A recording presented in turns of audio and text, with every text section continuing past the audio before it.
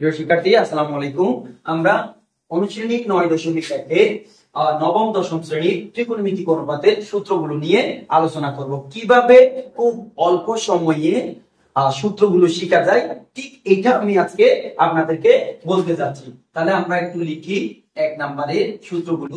এক নাম্বার হলো sin square theta plus cos square theta equal 1। ঠিক এই সূত্র থেকে আরো তিনটা সূত্র আমরা পাই, যে sin স্কয়ার থিটা ইকুয়াল 1, এখানে প্লাস থাকলে মাইনাস হয়, cos স্কয়ার থিটা। তাহলে 3 নাম্বার হয় cos square theta equal 1 minus sin square theta. তাহলে 2 নম্বরে 1 নাম্বার, তাহলে আমরা পাই sec square theta minus tan square theta equal 1। এখান থেকে আমরা পাই sec স্কয়ার থিটা ইকুয়াল 1, এই পাশে থাকলে এই পাশে মাইনাস থাকলে প্লাস হয়, প্লাস tan স্কয়ার থিটা। যদি এটাকে আমরা 3 নাম্বার করি তাহলে আমরা পাই tan স্কয়ার থিটা ইকুয়াল, এটা এই পাশে আসলে মাইনাস হয়, sec স্কয়ার থিটা মাইনাস 1।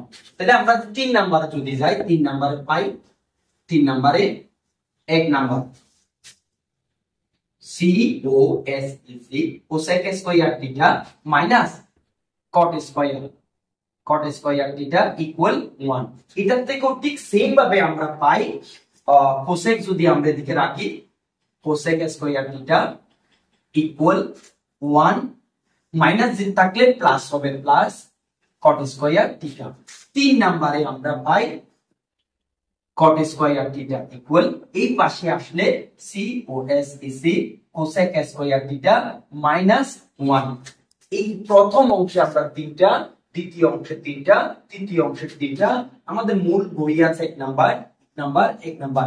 এই 3টা সূত্র থেকে আমরা 3টা সূত্র একটা থেকে 2টা করে আমরা পেয়ে থাকি। ধন্যবাদ সবাইকে।